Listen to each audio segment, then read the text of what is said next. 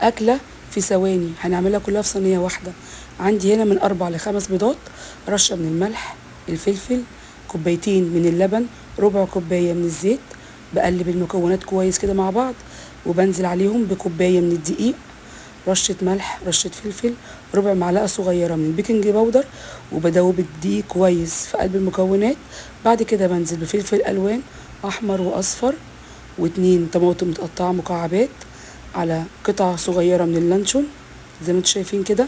بقلبها كويس في قلب الخليط. بعد كده بحط عليها جبنه موتزاريلا من على الوش، وعليها كده رشه من البقدونس، وبدخلها الفرن على درجه حراره 200، ربع ساعه بالظبط. بولع عليها الشوايه وتطلع بالشكل اللي انتوا شايفينه ده. احلى بيتزا، سهله وسريعه وطعمها روعه. جربوها وقولوا رايكم. بصوا شكلها ما شاء الله، ولا ريحتها، حاجه كده سهله وسريعه.